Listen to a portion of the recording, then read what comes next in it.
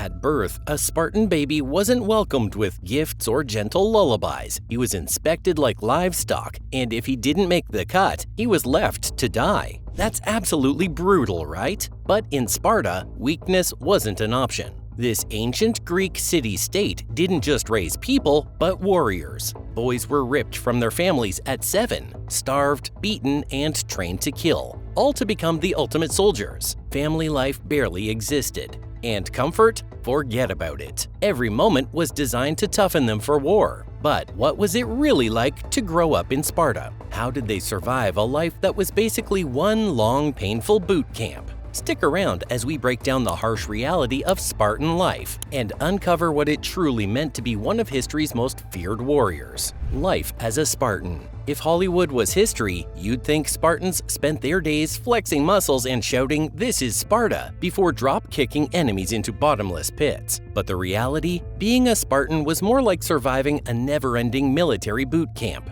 one that started at birth. Sparta was a military factory where children were molded into warriors from the moment they entered the world. A Spartan boy didn't get a normal childhood. At age 7, he was yanked from his family and thrown into the agog, a brutal training system designed to toughen him up through starvation, endless combat drills, and constant discipline. Weakness was not an option. By 18, if he survived, he was expected to be a full-fledged war machine. But why was Sparta like this? Well, when Athens was out there inventing democracy and discussing philosophy, Sparta had one priority: military dominance. Their government was a strange mix of totalitarian rule, oligarchy, and a sprinkle of democracy. They had 2 kings who had to agree on everything, but real power was in the hands of 5 ephors, officials who controlled nearly every aspect of life. And by control, we mean everything: who you married, how long your hair was, and even whether you got a tombstone when you died. So yeah, life in Sparta wasn't about glory, it was about strict rules, survival, and serving the state. And if you weren't built for it, well, let's just say Sparta didn't keep unfit citizens around for long.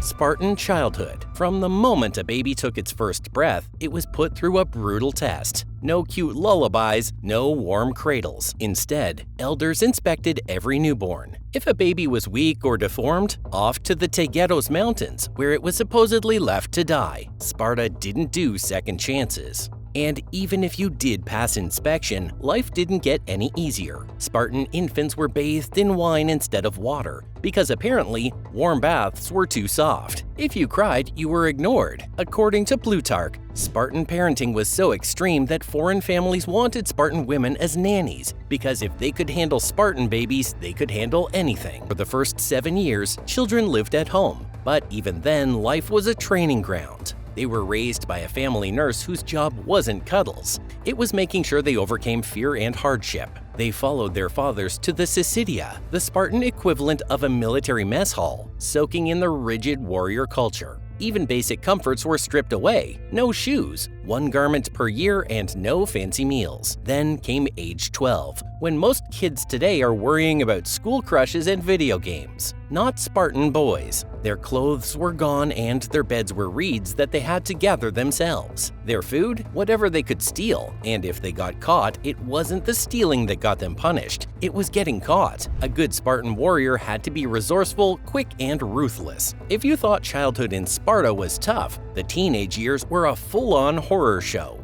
The whole system was built around a simple idea. If a boy survived it, he was one step closer to becoming a warrior. If he didn't, well, Sparta wasn't in the business of raising quitters. Survival meant more than just enduring the brutal conditions. Spartan boys were thrown into a psychological battleground too.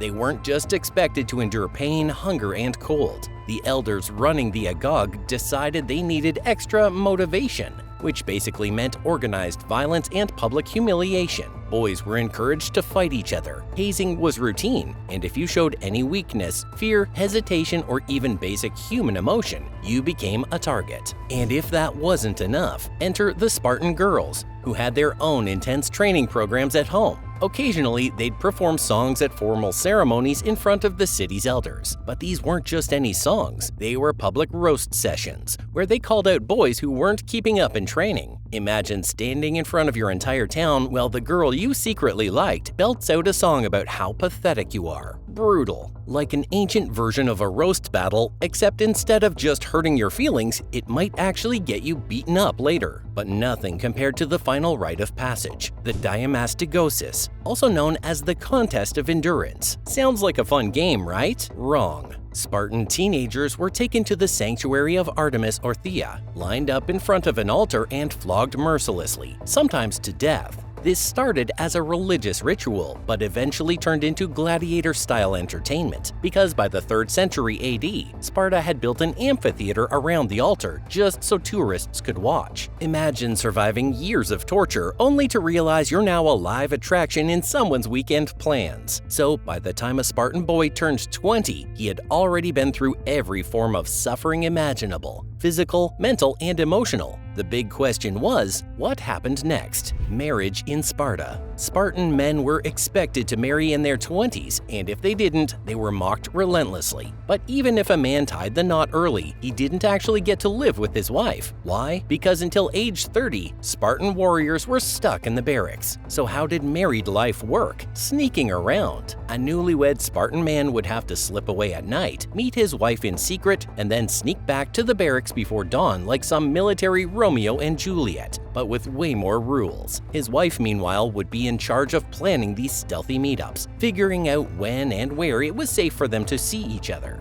This wasn't a short-term thing either. Some couples even had kids before ever seeing each other in daylight. And if you think that's strange, the wedding night itself was on another level. Instead of a romantic evening, Spartan brides were required to shave their heads, dress in a man's cloak and sandals, and then wait in a dark room, either in their home or in the husband's barracks. The groom then had to fake a kidnapping, burst in and carry his new wife off into the darkness. Yep, nothing says romance like cosplaying as a hostage situation before consummating the marriage. But why all the weird rituals? Because Spartan society didn't want love to distract its warriors. The state came first, military duty above all else. A man could have a wife, sure, but his real commitment was to Sparta. So Spartan men finally hit 30, gained full citizenship, and could officially move in with their wives. That must have meant a more normal family life, right? Not even close. Even as full citizens, Spartan men spent most of their time with their military unit, not at home. The state still came first, and even though they weren't technically sleeping in the barracks anymore, they were rarely around. Their duty wasn't just a phase, it lasted until age 60. That's right, Spartan men were locked into a lifetime of military service, with zero chance of switching careers. Want to be a merchant, a farmer, a philosopher? Too bad. Spartans had one job: war. And when they weren't fighting, they were training, hunting, or competing in sports. A weak bloodline was unacceptable, and if a man couldn't father children, he was expected to find someone who could. That's right, if a Spartan husband wasn't up to the task, he was supposed to bring in a stronger man to get the job done. Awkward? Probably. But in Sparta, personal pride didn't matter, only making sure the next generation was as strong as possible. Fight to the death or live in shame. Now, in Sparta, surrender wasn't just frowned upon, it was a one-way ticket to disgrace. Spartan warriors were trained to fight without fear. Coming home after throwing down your weapon, you'd wish you hadn't. The shame was so unbearable that many Spartans who surrendered ended up taking their own lives. Take the case of two soldiers who missed the legendary Battle of Thermopylae. One was so humiliated that he hanged himself, while the other had to prove himself in another battle just to earn his redemption. That's how serious Sparta was about honor. And it wasn't just the warriors who lived by this code. Even Spartan mothers weren't playing around. They sent their sons off to war with a brutal parting line: return with your shield or on it. And what does that mean? Either come back victorious or come back as a corpse. Because if you lost your shield, it meant you had run from battle. And Sparta had strict rules on who could be remembered. Only two kinds of people were allowed to have their names on tombstones: women who died in childbirth. What do you think about the way Spartans lived? Was their extreme discipline the key to their dominance, or was it simply too harsh to justify? Give it a thumbs up, and don't forget to subscribe to our channel for more fascinating stories from history.